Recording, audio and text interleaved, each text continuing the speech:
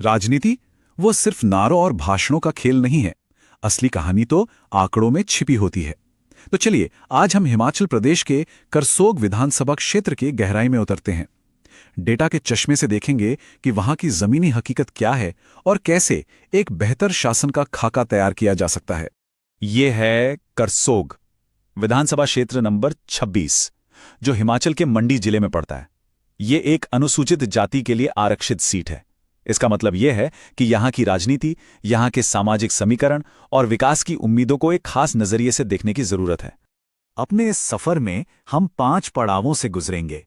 सबसे पहले हम करसोग की राजनीतिक जमीन को टटोलेंगे, फिर हाल के जनादेश के आंकड़ों को बारीकी से देखेंगे। इसके बाद दशकों के पैटर्न पर नजर डालेंगे, फिर शासन के लिए ब्लूप्रिंट तैयार करेंगे और आखिर में 2027 के रास्ते पर सोचेंगे। तो ठीक है, चलिए शुरू करते हैं।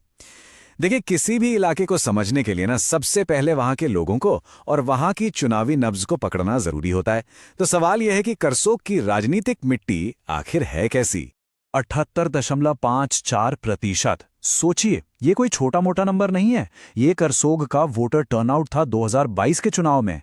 इतना जबरदस्त मतदान एक ही बात बताता है कि यहाँ के लोग, यहाँ के वोटर कितने जागरूक हैं और अपनी राजनीतिक प्रक्रिया में कितनी गहराई से जुड़े हुए हैं। हम बात कर रहे हैं लगभग 76,600 नागरिकों की। ये एक ऐसा मतदाता समूह है जहां हर एक वोट की कीमत है, हर एक चिंता मायने रखती है। यही लोग हैं जो इस क्षेत्र की राजनीतिक तकदीर लिखते हैं और उनकी जरूरतों को समझना ही किसी भी विश्लेषण का केंद्र होना चाहिए। तो चलिए अब बड़ी तस्वीर से हटकर जरा हाल के चुनाव के ठोस आंकड़ों पर आते हैं। 2022 के जनादेश ने आखिर कहा क्या? नंबर्स की कहानी क्या है? 2022 के नतीजे, तस्वीर बिल्कुल साफ है। बीजेपी के दीपराज को मिले करीब 57% से ज्यादा वोट। वहीं कांग्रेस के महेश राज को मिले लगभग 40%। मतलब जीत का मार्जिन देखिए, 17.5% से ज्यादा, यानी 10,500 से भी ज्यादा वोट। ये एक बहुत बड़ी, एक निर्णायक जीत थी। इसने मौजूदा राजनीतिक जमीन को तय कर दिया। तो यहां एक जरूरी बात समझने वाली है। इतना ज्यादा वोटर टर्नआउट एक दो-धारी तलवार की तरह है। एक तरफ ये सत्ताधारी पार्टी के लिए एक मजबूत आधार दिखाता है, पर यह एक चेतावनी भी है। अगर लोगों के मुद्दे अनसुने रह गए तो यही ऊर्जा विपक्ष को भी ताकत दे सकती है।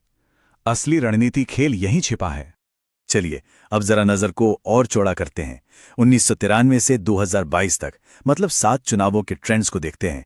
इससे हमें यह समझने में मदद मिलेगी कि इस क्षेत्र की राजनीति ने वक्त के साथ कैसे करवट बदली है।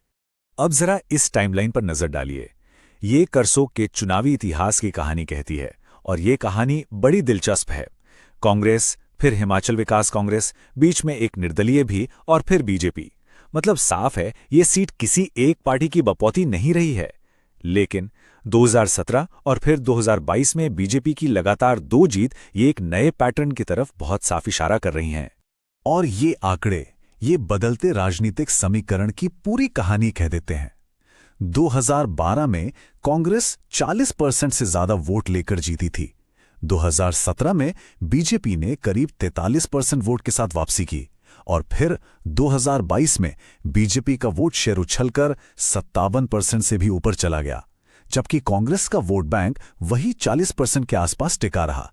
ये बीजेपी के लिए एक जबरदस्त बढ़त थी और कांग्रेस के लिए एक स्थिर आधार।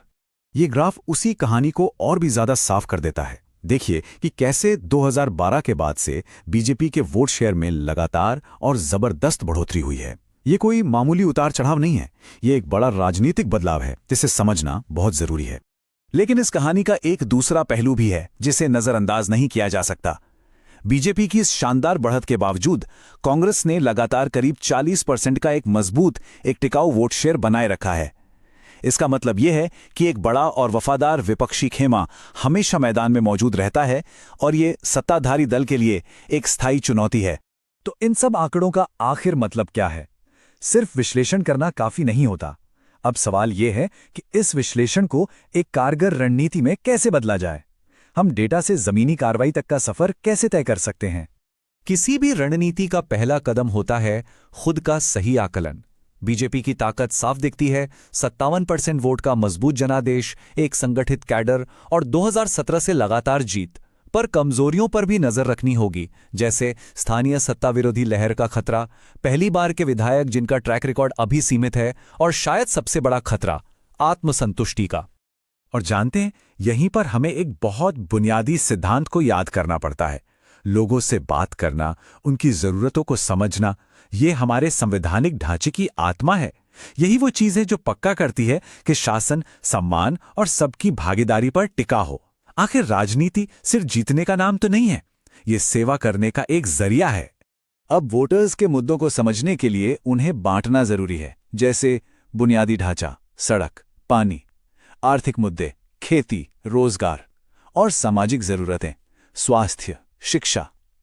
ये चार्ट एक ढांचा दिखाता है, लेकिन असल में लोगों की प्राथमिकताएं क्या हैं, ये तो जमीनी सर्वे से ही पता चलेगा।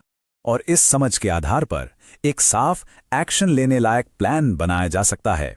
ये 90 दिन की स्ट्रैटेजिक लैडर एक अच्छा उदाहरण है।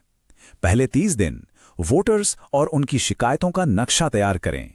अगले 30 दिन उन शिकायतों पर आधारित वादे सामने रखें और आखिरी 30 दिनों में पूरा अभियान और लोगों को लामबंद करें।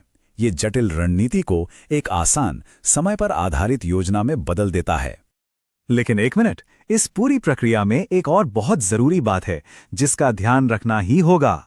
वोटर्स को समझने की कोई भी कोशिश उनकी प्राइवेसी, उनकी सहमति के अधिकार का पूरा सम्मान करनी चाहिए। भारत का डेटा प्रोटेक्शन का सिद्धांत भी यही कहता है, क्योंकि सच्चा भरोसा तभी बनता है जब तकनीक का इस्तेमाल पूरी जिम्मेदारी से किया जाए। अब हम अपने आखिरी पड़ाव पर हैं, 2027 का रास्ता। देखिए, जनादेश को सिर्फ जीतना ही काफी नहीं होता, उसे जमीन पर काम करके मजबूत भी करना पड़ता है। तो सवाल है, आगे की राह के लिए लॉन्ग टर्म विजन क्या होना चाहिए? तो 2027 का रास्ता दिखता कैसा है? यहाँ कुछ मुख्य सुझाव हैं। पहला, विकास की कहानी को मजबूत करिए। सिर्फ वादे नहीं, जमीन पर हुए काम के नतीजे दिखाइए।